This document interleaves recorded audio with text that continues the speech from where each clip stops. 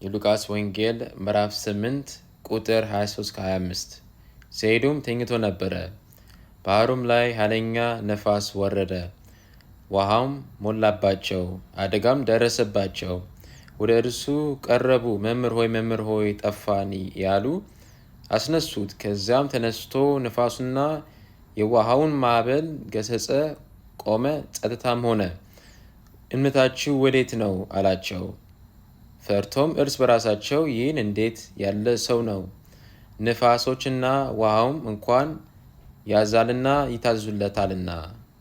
ማርቆስ ወንጌል ምዕራፍ 11 ቁጥር 21-24 ጴጥሮስም አስታወሰ፣ መምህር ሆይ እነሆ የረገምካት የበለስ ዛፍ ደርቃለች አለው። ኢየሱስም መልሶ በእግዚአብሔር እመኑ አላቸው።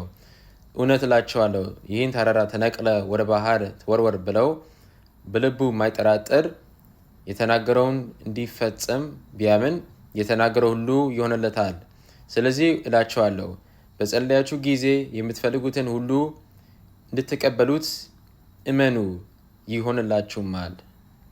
ሶስት ነገሮች አሉ የምንማረው ከሁለቱ ቃለ እግዚአብሔር። አንደኛ በህይወታችን ውስጥ ማዕበል የሆነ ነገር ጸጥ ማድረግ የምንችለው ፍጹም የሆነ እምነት ካለን። ሁለተኛ ደግሞ በህይወታችን ውስጥ ያለው አሰናካይ ነገሮች ተራራ ያከለ ነገር ወደ ባህር እንዲገባ ምን ማድረግ አለብን? ፍጹም የሆነ እምነት ያስፈልገናል። ሶስተኛ ጸሎት ስናደርግ የሚያስቸግረን ነገር ላይ ጸሎት ስናደርግ ከልባችን በእውነት ብናምን በእግዚአብሔር ላይ ይሄ ነገር እንደሚፈጽምልን እንደሚደረግልን አምላካችን ክርስቶስ እየተናገረ ነው። እግዚአብሔር አምላክ የርዳን፣ ቅዱሱ መንፈሱ ያገዘን። አሜን።